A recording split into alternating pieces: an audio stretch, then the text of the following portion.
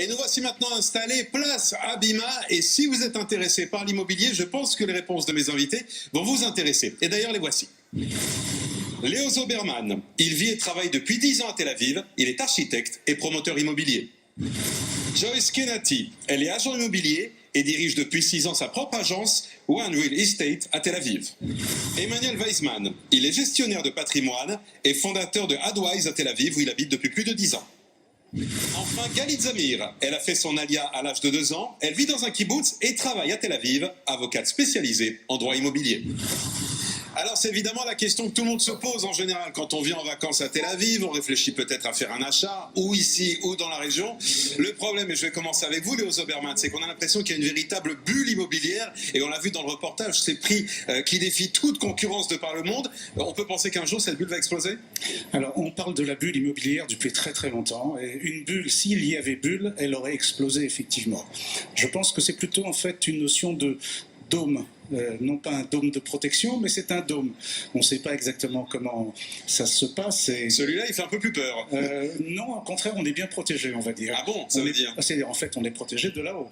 Mais le dôme, en fait, permet effectivement d'avoir aussi bien au plan urbanistique, et c'est ce qui est en train d'être fait sur Tel Aviv, qu'au plan des prix, enfin une sorte de panel sur l'ensemble des régions. Mais c'est vrai que pour certaines personnes, ça fait un peu peur, et qu'on arrive en fait à des prix qui sont des prix tout à fait incroyable, mais pas aussi fort que les prix de New York, que parfois des prix de Paris aussi, ou que parfois des prix de Londres. Donc il faut comparer les grandes capitales économiques entre elles. Absolument. Emmanuel Weisman, ce qu'il faut préciser également, c'est que les gouvernements israéliens successifs ont pris des mesures pour protéger les citoyens, pour les aider aussi à acquérir un appartement. Aujourd'hui, l'impression est tout de même qu'il est impossible d'acheter par exemple à Tel Aviv. Effectivement, on est dans une certaine bulle ici à Tel Aviv, mais ce n'est pas une bulle immobilière. Grâce à Stanley Fischer en 2008, lors de la crise des subprimes, nous avons vécu des moments difficiles de par le monde, et il a mis en place, Stanley Fischer, plusieurs restrictions qui ont régulé le marché. Ont eu quelles conséquences?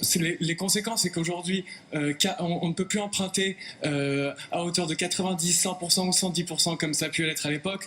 Aujourd'hui, pour un premier investissement, on est pour un jeune couple limité à 70%, donc il faut quand même ramener 30% de capital de la maison.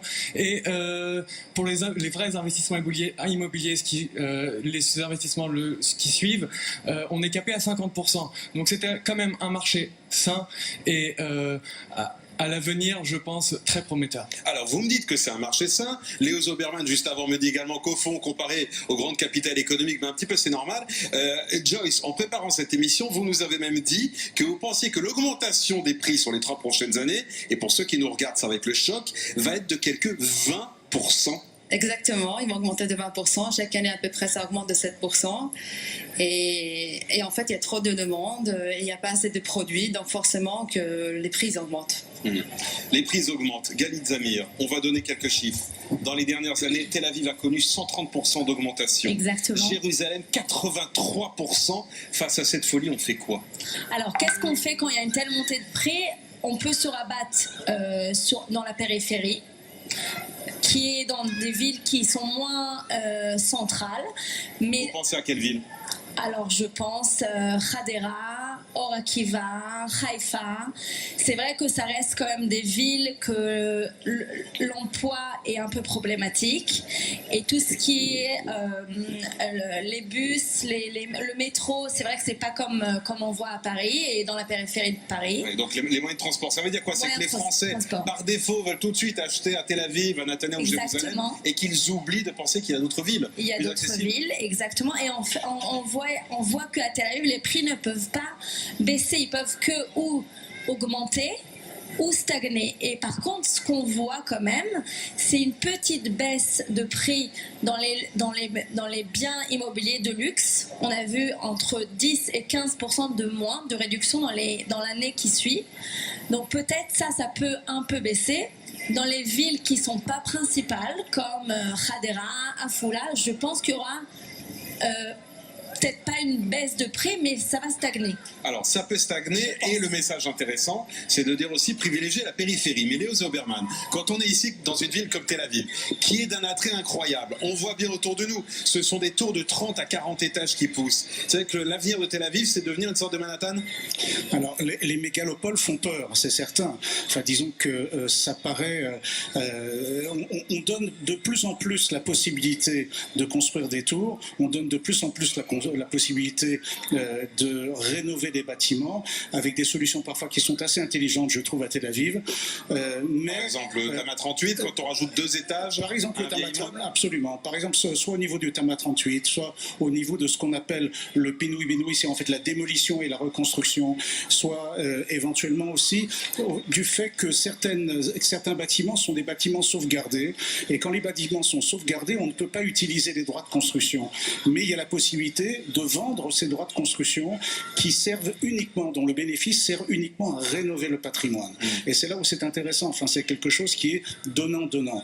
Et la ville de Tel Aviv a été construite de façon à ce que, effectivement, il y ait une possibilité, une capacité d'extension. Il ne faut pas oublier qu'elle a été créée par un architecte urbaniste qui était en fait un biologiste et qui a considéré que Tel Aviv était comme un corps, et donc il a créé cette possibilité d'extension tout à fait exceptionnelle. Mais alors, a lieu où cette extension? Alors, les extensions... Sur la carte, il n'y en a plus.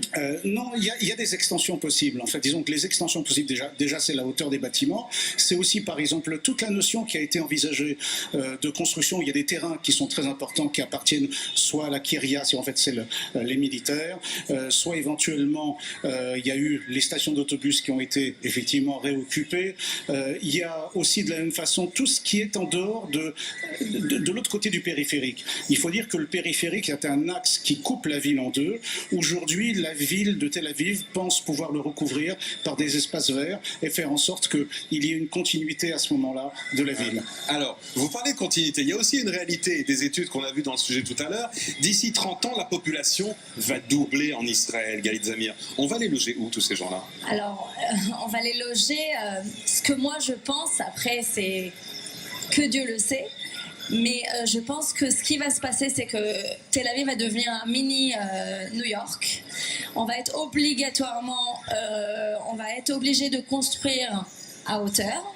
Et comme il a dit Léo, et que j'accepte et que je valide, Pinoui Binoui, juste je complète que Pinoui Binoui, c'est un projet de mettre en place des zones, des quartiers, et mettre des infrastructures, pas que comme le Tama 38 qui traite un immeuble et qui rajoute quelques étages.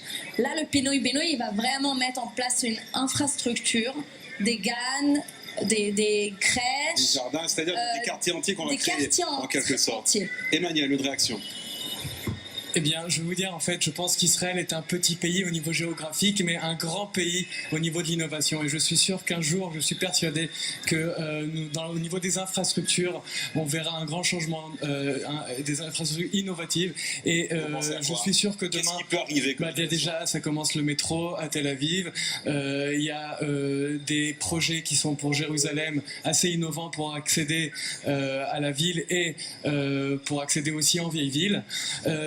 Et désengorger les centres. Et évidemment, on parle du Negev, de la Galile, et je suis persuadé qu'un jour, nous verrons les populations arriver dans le Negev et le rêve de Ben Gurion sera réalisé. Joyce, même question, quand on sait que la population israélienne d'ici 30 ans va doubler, quelles sont les solutions qu'on peut imaginer?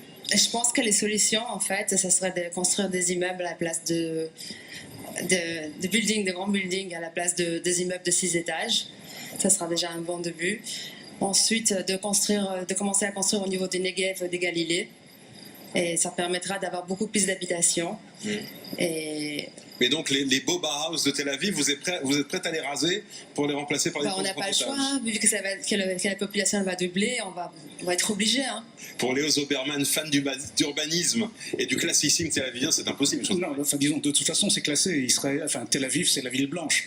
Donc, ça paraît tout à fait difficile. Mais déjà, la ville de Tel Aviv donne la possibilité, dans certains cas, de rénover du Bauhaus et de rajouter des étages, ce qui est tout à fait exceptionnel. Enfin, on va dire que les architectes architectes des monuments, j'appelle ça hystériques, plutôt qu'historiques, sont parfois très difficiles. Mais ici à Tel Aviv, effectivement, ils donnent beaucoup de possibilités. Et si je peux me permettre, le nouveau quartier de Tel Aviv qui va être construit, c'est l'ancien aéroport Sdedov, et ça va être un très très grand quartier qui va monter aussi très haut. Et on n'aura pas besoin de toucher aux beaux immeubles Bauhaus. Et reste à savoir qui va profiter des terrains de l'aéroport de Sdedov. Eh bien, merci à tous. Voilà quelques bonnes idées. On n'a pas aidé à faire baisser les prix, mais sans doute donner des idées pour l'avenir. Alors, comme on est sur une place ici du théâtre en plein cœur de Tel Aviv, maintenant à Paris, on va aussi se diriger au théâtre.